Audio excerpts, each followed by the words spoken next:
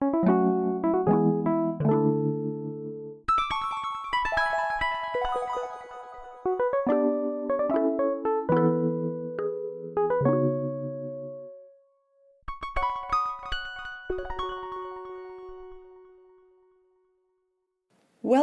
to this podcast on internal audit. My name is Sylvia Puhani. Today I am very proud to have Tracie Marquardt as a guest on this show. We are talking about how audit report writing does contribute to successful audit and successful organizations. Tracie is a chartered professional accountant. She's from Canada and worked both as an external and internal auditor in the banking sector. Since 2005, Tracie is working extensively with internal auditors in Europe to help them communicate more effectively. She launched her own business in 2013. Tracie's philosophy is communicating effectively in a global environment can be learned, be fun, and bring your team what is missing. The power to inspire others to take action. And who doesn't want that?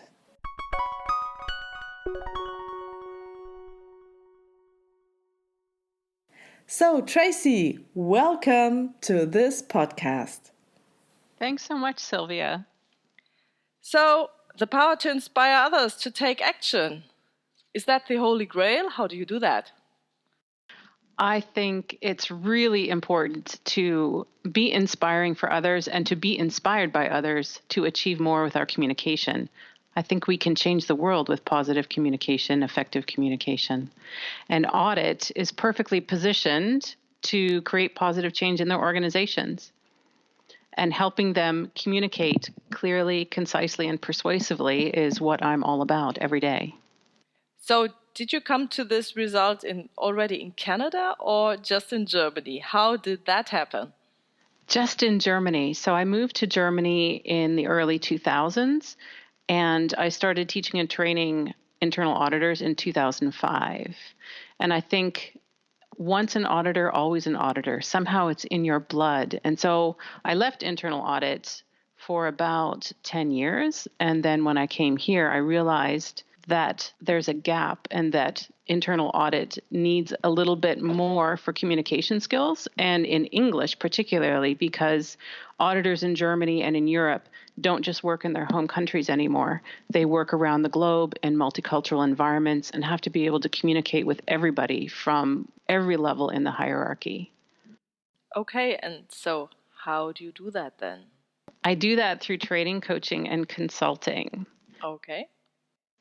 I offer workshops for audit report writing, negotiating for auditors, interviewing, presenting for auditors. It's a very special presentation environment when you have to present audit results to the board and to others. And I do that by combining communication skills, culture, and language. With my background in internal audit, I understand the objectives of audit, the stakeholders, the pain points, what the audit reports have to look like and what content they have to contain, and the risks that need to be addressed. And that's, I think, a unique perspective that not any communication skills trainer or coach can bring. So you just touched on the challenges of internal audit. Could you explore that a little bit further? I can. Today's environment is so global, and when you work with DAX 30 companies or even large global private companies, European organizations, teams are made up of multiple nationalities. Sometimes you have 15 different nationalities on a team.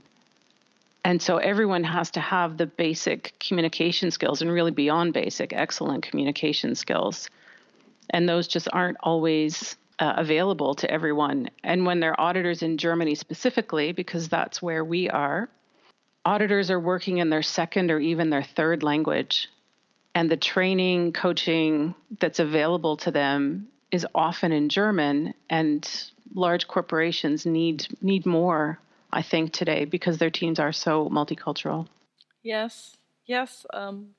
I know. I once was doing an audit in New York, and I had a colleague there, and she couldn't speak really good English. So she was, a little bit afraid and was searching for the words. And we were, of course, from head office going to New York, and they didn't want to be audited.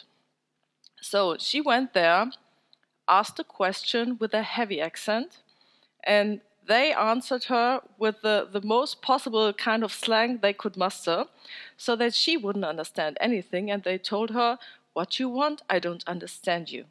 So this was not nice behavior towards her, and she really struggled with that. And then she was so frustrated that she said, "Oh, they don't understand me. How is that possible?"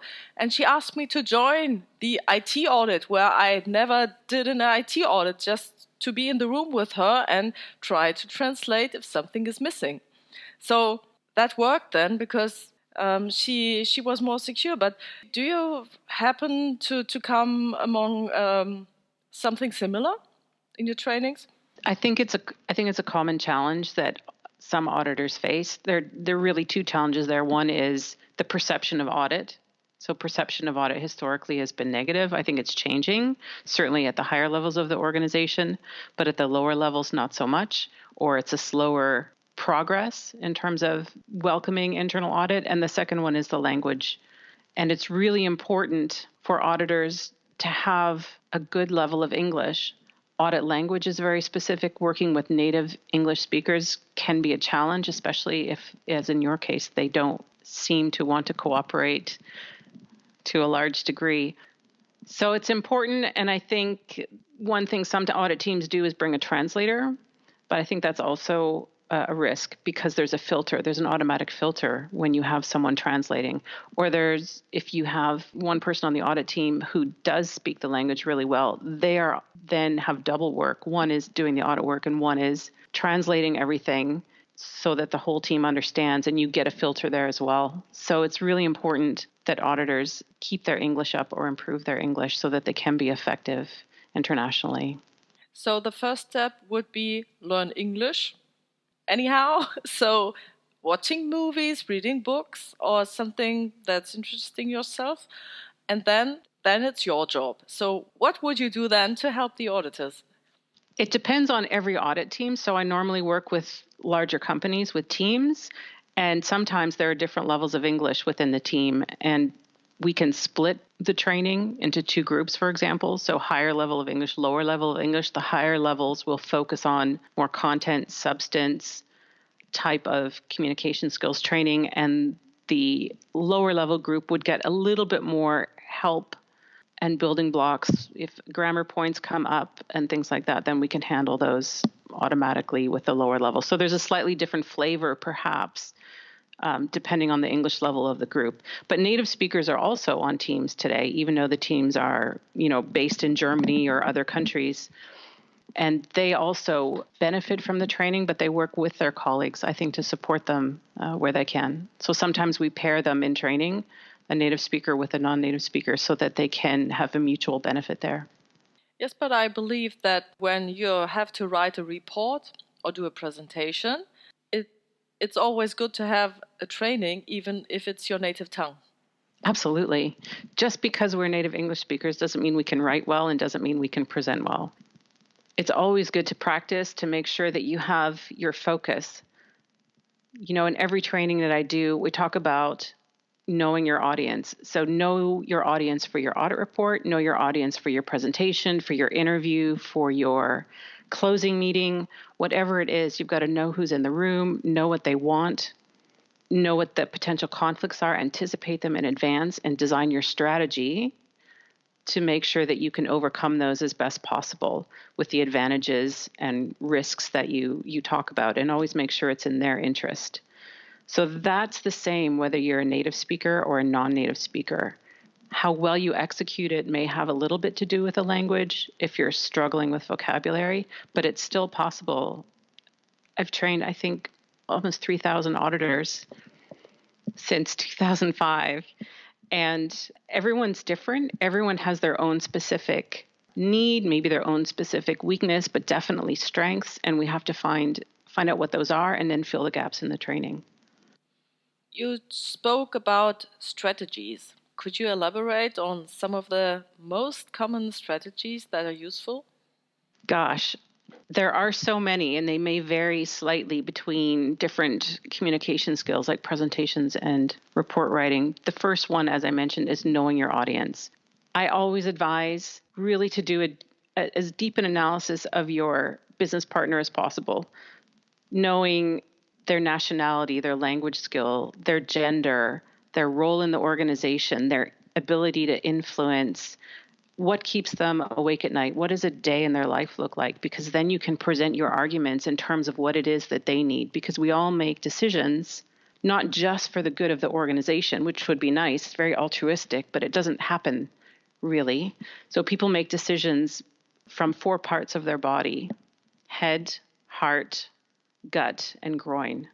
So if we just appeal to the head, that's the logic, we don't touch on the emotion. And I think we all respond to emotion whether we want to or not. And if I present my arguments in terms of your interests, then you can see the relevance and the message will resonate with you. So that's a big one.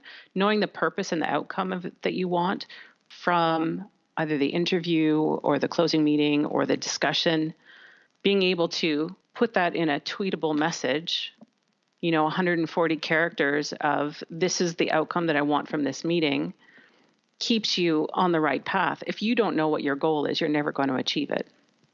So those are a couple of the basic ones.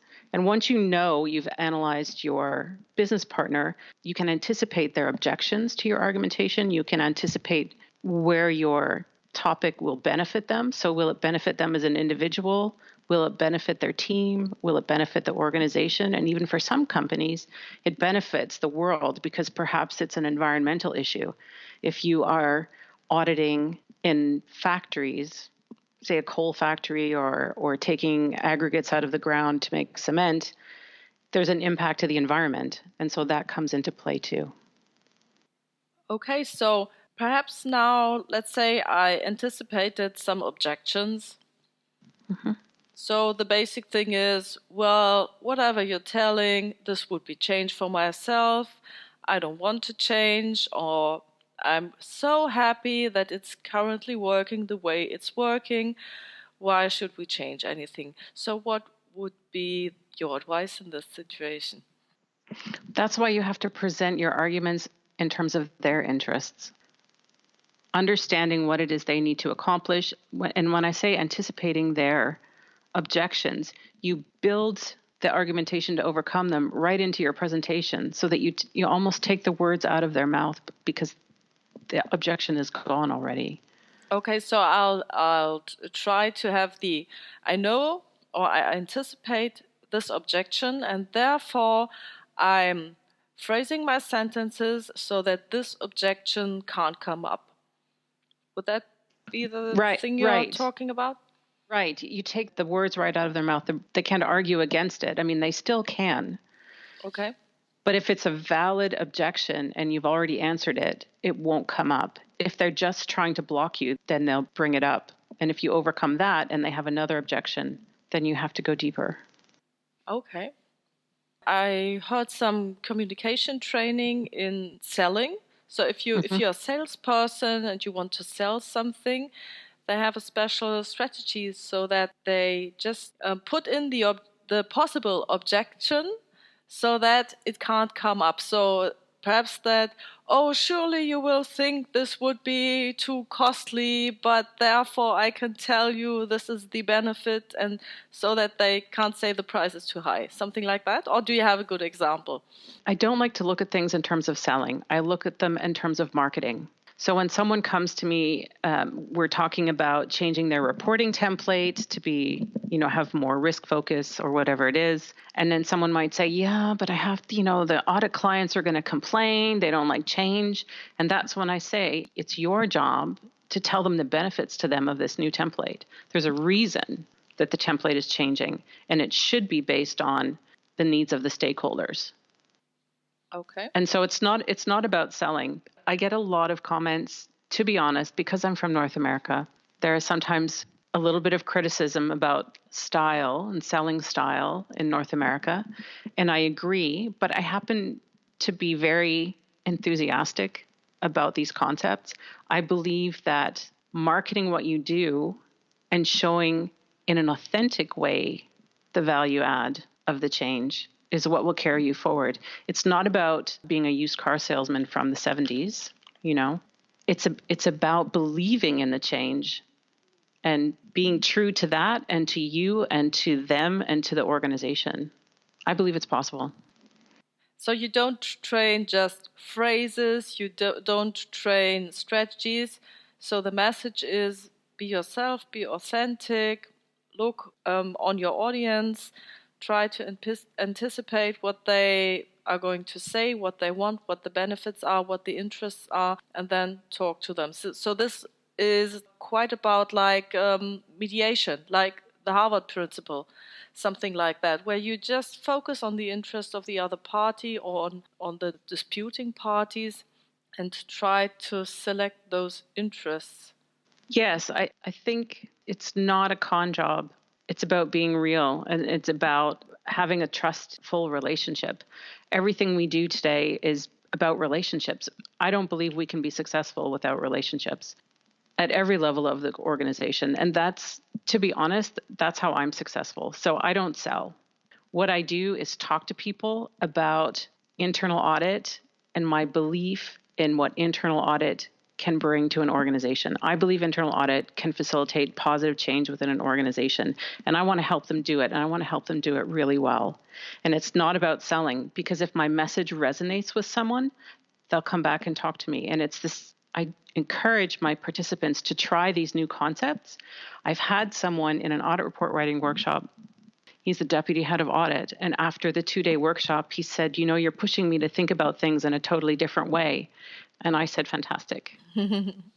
Yeah, because I think we have to do things differently. If you keep doing the same thing every time, you're going to get the same result. So let's try some of these techniques and strategies to create more value.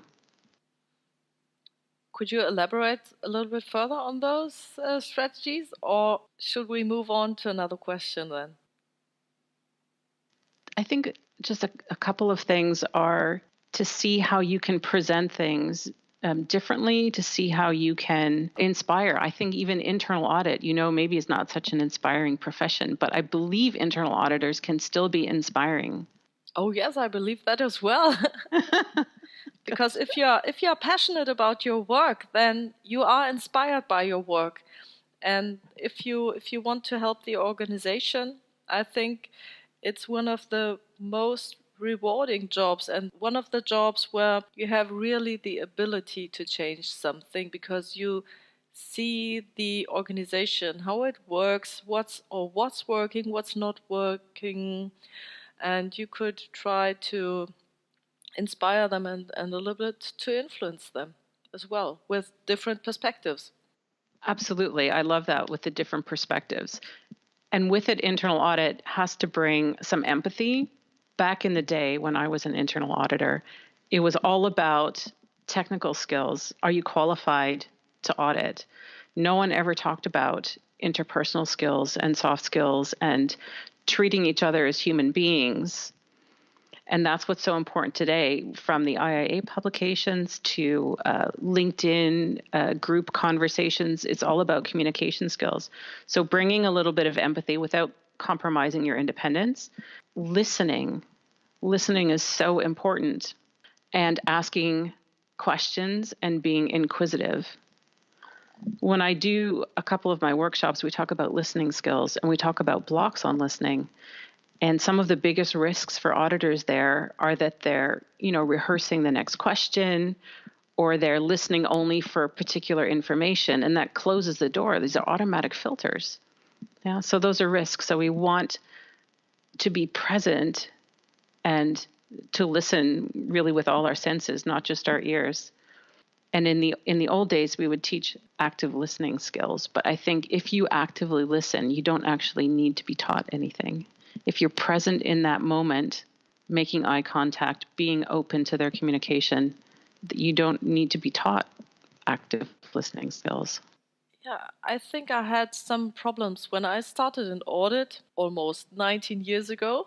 I really thought when I asked a question, I heard the answer, and while hearing that answer, I thought, oh my gosh, what's the next question? What do I do? Is this correct? Do I go in there or ask the next question? What should I do? And I didn't get anything from the answer. And it was really, really hard. And once I was in the training and they said, well, don't think about your next question. Just be there, be present, and be sure of yourself that you will find the next question in the correct moment. Perhaps it's even good not to tell anything, just to shut up and wait and say, Yes. oh my gosh, now I have to think about my next question. And this was so relieving for myself that I thought, wow, this is great. And I relaxed a lot.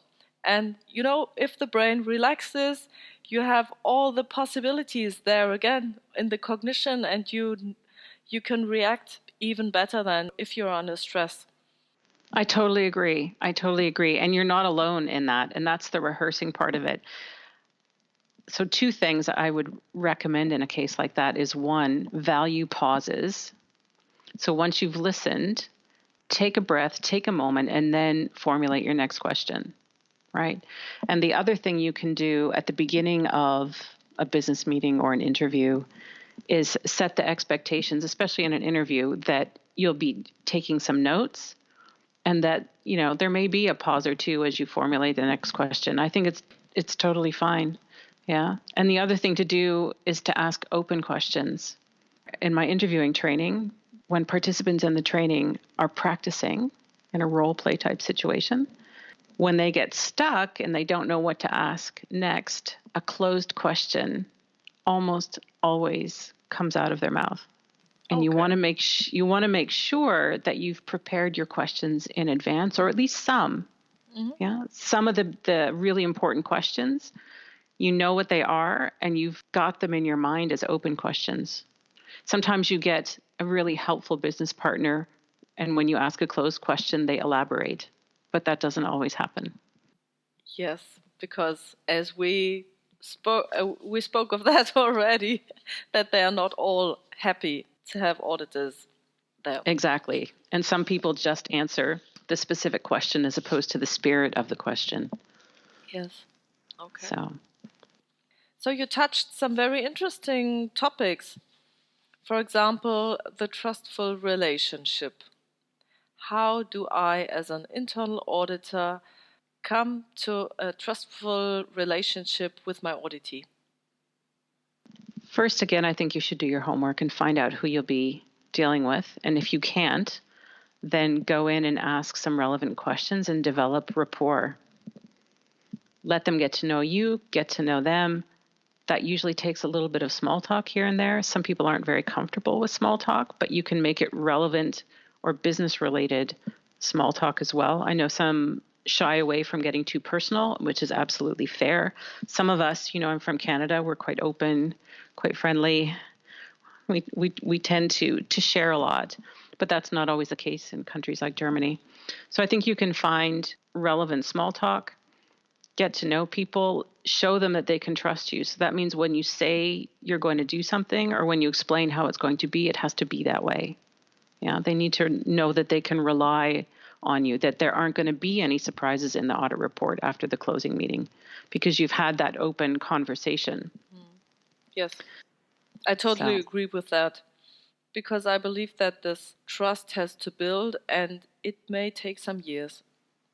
It can take years, and it's important, I think, for auditors to remember that what they leave behind, the relationship they leave behind, impacts the next audit team. Yes, that comes even years later. even years later.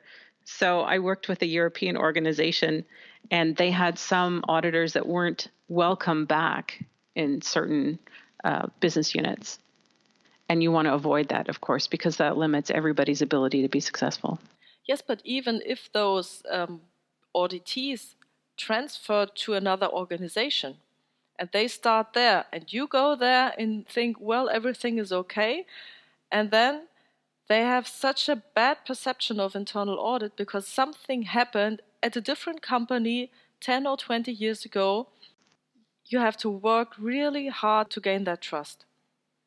I once heard a story from someone, and he said, well, it was a party and we were talking and everything was okay up until when he asked me what my profession was. And I said, well, I'm an internal auditor. And then the subject changed and he ranted about internal audit. And I asked him, please tell me what happened. And he said, well, he was in a very huge industry and something happened and they needed somebody to blame. And so the board member sent internal audit into his department and they just picked someone to blame so that the board member would be fine. And he had to let that person go and he was very frustrated and he didn't like internal audit at all. So I can relate to that because I wouldn't like that and I wouldn't like to do my job in that way. But the problem is that such things seem to happen. And perhaps this was 10 or 20 years ago. But he remembers on a party. So to change the subject totally. And I really thought, well, we as auditors, we have to work a lot to gain that trust once again. And when you're working with someone who's had such a bad experience, you're actually starting from a negative point. You're not even starting at neutral ground. Yes. So you have the auditor has even that much more work to do before they get to a trustful relationship. So I think I would try to, if you are working with that person, try to persuade them that this will be a new experience and a much more positive experience, and then stick to that. Because very often we fall back on old experiences and then we can't create a better outcome the next time because your brain says, well, this is always the way it is with internal audit. But if somebody's open and you can develop that relationship where they trust you enough to give it a try, you can create a different outcome for them and for your audit. And if that person is stuck and won't move, you'll have a very difficult time getting a good outcome. Yes, and I once used something which was quite interesting. Somebody didn't trust me because of a bad experience in the past. And I think if you react in a way that's not, oh, please trust me, I'm trustworthy, it won't work. But I said, well, it's okay if you don't trust me because my goal is to be very objective in this audit. And if you have the slightest feeling that I am not objective, please tell me because that's not my standard and I want to change that. I want to be objective. So you don't need to trust me, but please, if you have the feeling that I'm not objective, please do tell me. And that changed everything. I think it's fantastic. It's a fantastic approach to it. You're not forcing them. You're not pushing them. You're being open and authentic and saying, this is how I operate, and I want you to tell me if it's not perceived by you that way. Yeah, and that's kind of a utilization of this bad situation. Because I use this bad feeling towards internal audit to raise my standards and to have a check in place to raise my standards. So I like that very much. Absolutely, me too. Okay, so the next thing you touched was empathy. Yes. How could you learn that? Well, I think it can be learned in a sense. So we all have some level of empathy naturally. This is comes from how we were raised, how we grew up as young children. And I think the more aware we are of our impact on others, the more we can enhance our empathy or build on our empathy gene, if you want. It's not always easy for everyone to listen and feel what the other person is saying. But I think even as auditors, we have to do that because the audit clients sometimes have fear, right? The auditor is, when you're walking in the woods and you see a bear, you have the freeze, flight, fight. Or fright. Yeah, fight. And that's when an auditor walks in the room, he's the bear. Yeah. Right? So everyone's trying to decide, do I put my fists up? do I hide behind the chair or what, or do I run out of the room? And so auditors have to combat this. And so they have to think about their behavior and how they can ensure that other people are comfortable in their presence and are ready to have a productive conversation. And that's by that whole introduction, that first 10 minutes is really, really important to set the scene, to gauge how they're communicating, how they're feeling. Are they ready to actually talk about high-risk findings, or do you have to do a little bit of work at the beginning to get you both in the same place and at the same relative comfort level? Yeah. This reminds me of an interview I was doing. This was somebody who was quite young, and we met for the interview. I visited her working place, and she was shaking. She was really shaking and quite upset.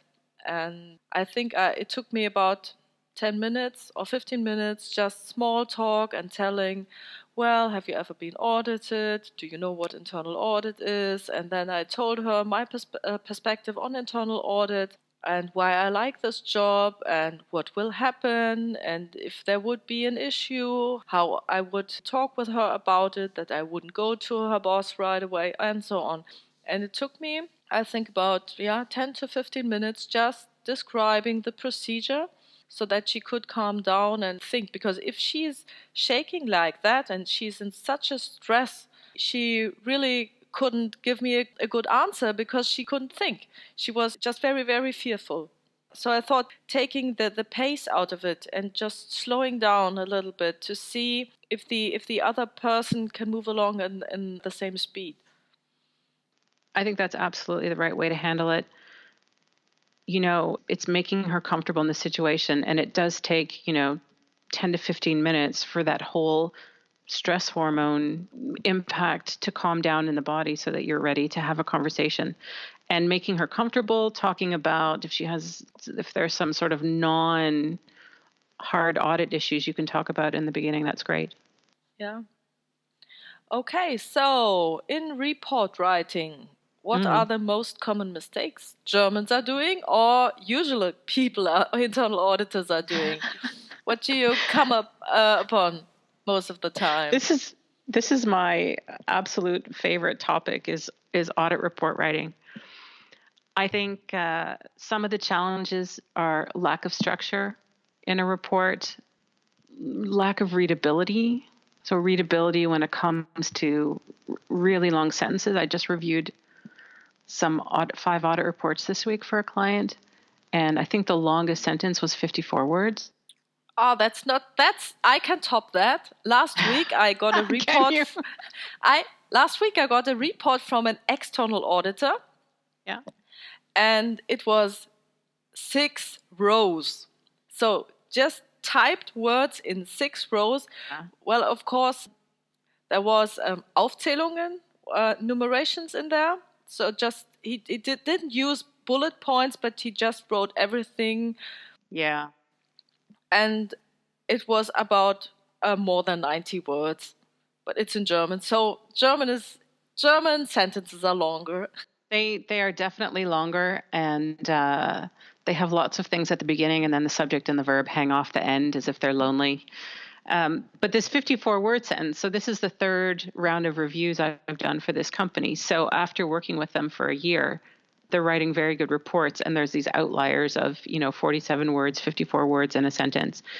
But that all goes to readability, and I could talk about readability for probably half an hour, but when you have figures dropped in the middle of a sentence, you have so many phrases and so many commas, you have text in parentheses or brackets, as we like to call them. This all drives down readability.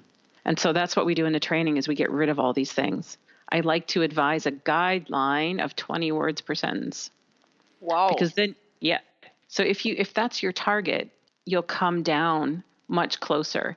And an average of 20 words is also okay. Sometimes they're perfectly worded 27-word sentences. But once you get into above 30 and 40, and it's very difficult for the reader to follow. The risk there, because I know auditors know about risk, the risk is that the reader interprets differently than you intended. And that's where potential conflict can come from. So if you break your sentences down, one idea per sentence, you start your paragraph with kind of the overall or umbrella topic, and then you have supporting sentences under it, then you can get your messages across and you can take the reader by the hand with you. So readability is a challenge, structure is a challenge. For structure, of course, following the attributes from the IIA is golden. Criteria, condition, cause, risk, and recommendation. That in itself is probably your single best tool to persuade in writing, because you really do walk the reader through your arguments. Other challenges, I think, within those attributes, the two that are least well done are risk and cause, because a lot of auditors aren't sure how to get to cause, aren't sure how deep to go, don't have time, sometimes even may not consider it their responsibility, which I disagree with. However, cause is super important because you want to be able to make a recommendation to fill that gap, right? And recommendations really should address what I call both the symptom and the disease. So if I have a sore throat and I only take lozenges to fix it, but I have a bacteria, it's not going to get better very quickly. But if I go to the doctor and get an antibiotic, then I get rid of the symptom and the cause and the disease. And that's how I feel about recommendations, is that they should address both the cause and the conditions that you found. Okay.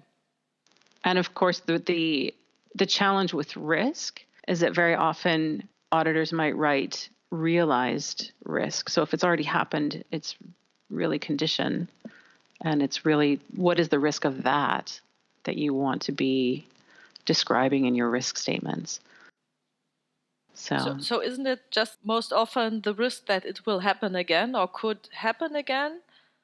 There is that, but I think usually there's two levels really. There's like an operational risk of that, and then there's maybe the broader risk to the business, to the achievement of business objectives. And so for high risk findings, I would definitely suggest you address both. Okay. So one thing I'm discussing in German reports a lot is, do you write about positive things as well, or just write up the negative things? Because I am very strong suggesting that you write the positive things as well, so that you have a smile. For example, if you have your report card in school, I was always happy to have one good mark at least in sports, and so the other ones weren't as bad. And that's the kind of thinking I have if I write an audit report and there are some things really good. I can write, oh, they do this and that and it's okay, or it's really good, or it's standard, or whatever, and then I mix it up. So I have this kind of a red thread through the report, and there are the positive things and there are the negative things as well. So what's your point of view on that one? Let me ask you, which part of the report do you write the positive? Is it in the detailed findings, or Yes. is it in the... Okay.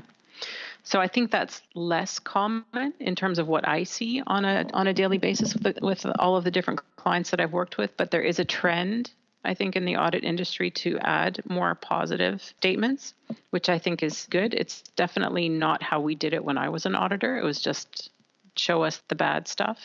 Yes, it would be in the summary as well, but it would be very, very short. So if there would be, kind of a project where they had to implement some requirement, as I will state, okay, they implemented the requirement, all went well with some exceptions, and then the risk of them or something like that. Yeah, I think the positive can be there. There should be a balance. And I think it depends also, if you're doing it in the findings, it depends on the risk rating of the finding, right? So higher risk, I'm not sure how much positive you're going to add in there. The language in a lower risk finding should be different than in a higher risk finding. No, I don't just write the findings. So I just write, some sentences, what this topic is all about and what's happening, and this could be positive. And then there would be some issues that aren't that good, and of course they aren't that positive. So that works in terms of a flow. I wonder how long your findings are when you include all of that. Depends on the audit. Yeah. Yeah. Yeah. I've always been a believer in adding any compensating measures or anything positive that they've done recently that actually lowers the risk in the area. Yeah. I think it depends on the language chosen. It depends on how much information is there. I do see it more often today in the management summary. So there's the conclusion of the audit or an audit opinion. It depends on which language you prefer. And then they talk about what was positive, and then they go into a summary of the most important or key findings. Yeah. So that's becoming much more common today in the reports I see than 10 years ago. Okay. And another thing I wanted to ask you, well, one of my colleagues had the problem that he had a white sheet of paper and he knew, oh, I have to write my report right now. And then there was all those laser beams in his head. For example, oh, Tracie said just 20 words per sentence.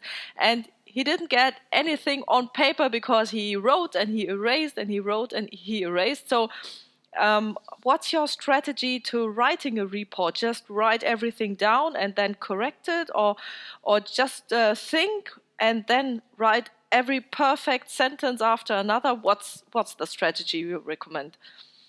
So my philosophy is think before you ink. It's Okay. not just for tattoos anymore. It's also for audit report writing. I think a little bit of planning in advance before you actually start writing the full sentences is important. You can have a cheat sheet for yourself. So I'm old-fashioned paper.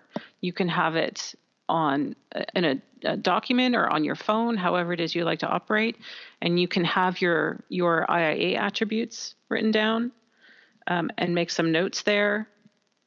Again, either online or on paper.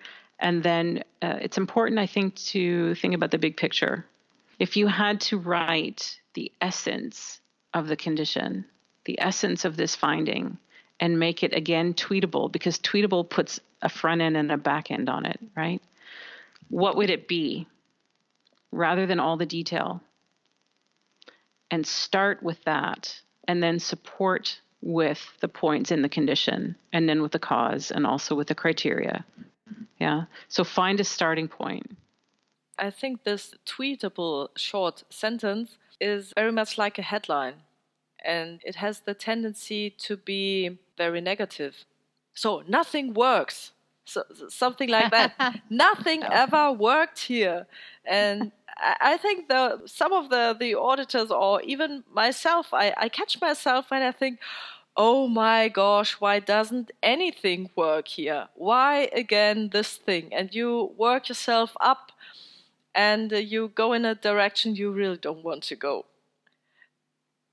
I think you can't approach it from everything, nothing works, because then you're right. Where would you even start? So you have to break it down, one chunk at a time.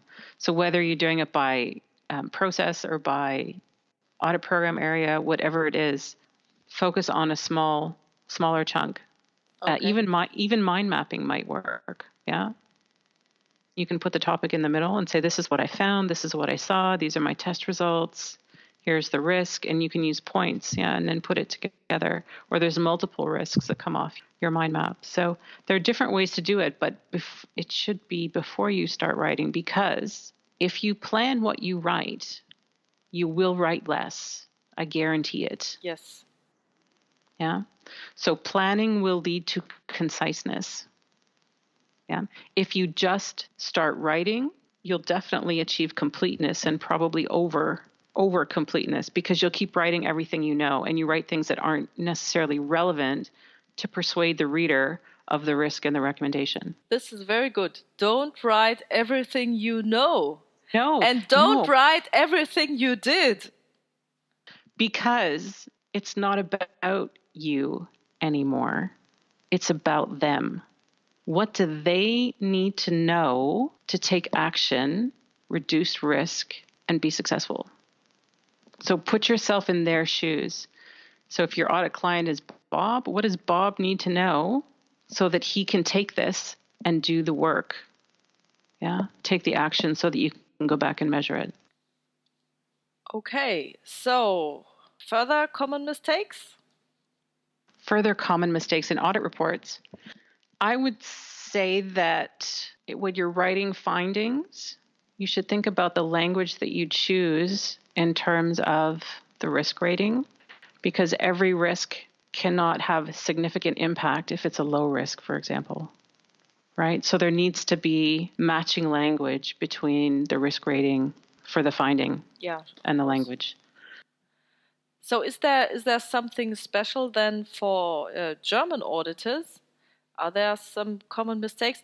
How about using a translation program? Or I'm using the Leo, for example, if I have to look up a word, or do you recommend thinking in English, writing in English, or thinking in German, writing in English with thinking about a German sentence, translating it into a very, very long English sentence? So I can pretty much say for everyone, your English, your own ability to write a sentence in English is better than the result of a translator. There are significant advances in translation programs today, but I still don't recommend it, because I think your brain is much more effective than putting it through a computer. It may be a little more painful for you, and I get that, but it's also the only way to learn and to get better and to improve. So I don't advise translation programs. I mean, if you have to look up the occasional word, be careful of some programs. I won't mention any, but they're not always your friend because they don't have context, and some words aren't appropriate in an audit context, or they're for just a totally different one. And so we don't want to use those. So English to English dictionary, if you need one. I was not happy when my German teacher gifted me a German dictionary when he left the country to teach elsewhere, because I thought, what am I going to do with a German to German dictionary? But in fact, it's probably the best way to go. So I think keep practicing, keep learning, and working on your English if you are a non-native speaker of English. But like we said at the beginning, even if you're a native speaker, you still have challenges and things with writing. And one more thing I want to mention just about audit report writing is that every word should add value. Okay. And if it doesn't, take it out. Even if you spent 2 hours crafting the most perfect finding, if it doesn't add value, take it out, because it's about them. It's not about you. Yeah. Okay.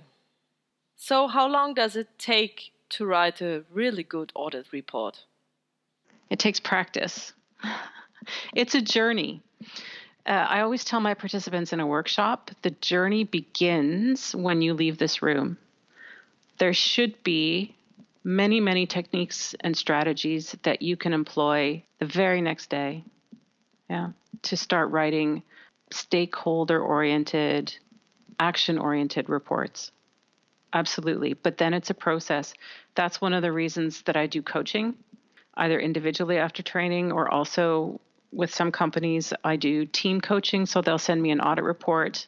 I review the whole thing, send it back with comments, questions, and then we have a call after. They get it, they look at it, they say, what do we need to ask for clarification on? We have a call for an hour, and I could reinforce some of the learning from the workshop. And then they get an extra reinforcement and takeaway. So they get that extra coaching. So I don't believe in the editing review process that goes through, 4 different layers. This is also another challenge for auditors writing reports, is there are so many different voices that contribute, and then the end finding doesn't look anything like the original. And I believe that even managers and audit executives that are reading and requesting changes to reports, it should be a teaching moment, ideally. Everyone's busy, but these teaching moments are so important so that auditors write better, and in the end, their managers have more time on their hands because they've taught them how to write better. Yes, I believe so. And when I reflect on your session at the conference, you talked about Agile audit communication. And if I remember correctly, you said the whole team should come together and write the report. So this is one way to do it. So what happens often is you write your finding, I write my finding, and Mary writes her finding, and then we all send them to the audit lead, and the audit lead is responsible for putting them all together, having a read through everything, and sending it up the chain, right? And the one thing is, what happens is you see it's copy-paste, and it just isn't readable because you really see it's from different people, or everything gets rewritten and then you lose the whatever, the findings, the mission, the sentence, or whatever. It doesn't achieve what it was set out to achieve. That's what I was searching for, yeah. So the concept from my presentation in Munich was that rather than write in silos, the team comes together. And as an example, you can have written, each person can have drafted their own for their own area that they audited, but then you come together and you put it up on the screen and everybody reviews every finding, because then you can poke holes. Is the criteria there? Can I understand the condition and the test results? And does it make sense? And what about the materiality? And is that really a root cause or an actionable cause? Or is that just blah, blah? Does the risk make sense? Yeah. And then do the recommended actions cover all the condition points and the cause? And together, because everyone has so much knowledge, and together they can polish the sentences. One will spot a long sentence, one will spot something else, and together they'll write much more effective findings. And I've seen it happen with my clients. So not everyone has the luxury of doing that, booking a room for a day and getting all 3 auditors in the room. But I would encourage audit teams who are struggling with audit report writing to try it. There's no risk to try something new. I tried it some years ago, but we were just 2 people doing the audit.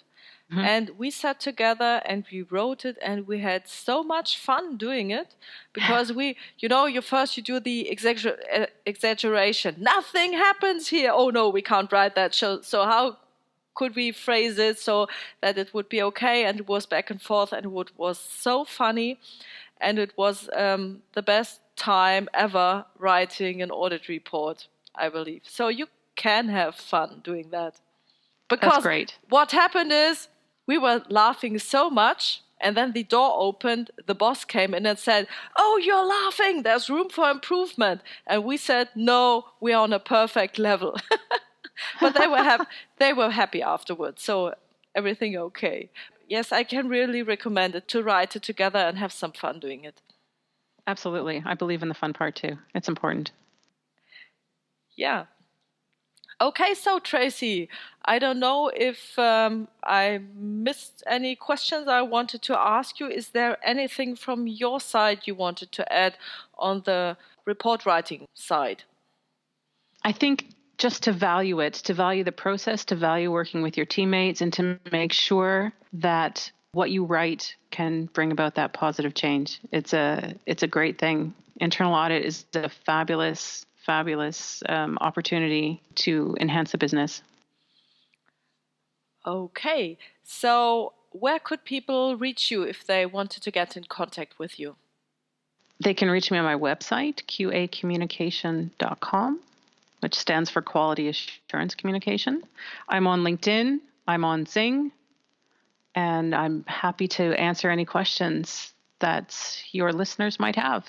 Okay, so to sum it up, I have some questions I asked most of my interview partners. So how about, what's your perspective on internal audit, perhaps in 10 years? What do you think? Where is the business moving? I think it's moving closer to the business. I think it's focusing on communication skills still, having a seat at the table, and being relied upon to help. Yeah. Okay, and what is your wish for internal audit or for internal auditors? That they all communicate excellently and confidently and positively. Such great sentences. So, Tracie, thank you very much for joining me in this podcast. It was a pleasure having you. Thank you, Sylvia. It's really been my pleasure as well. Okay, bye. Bye.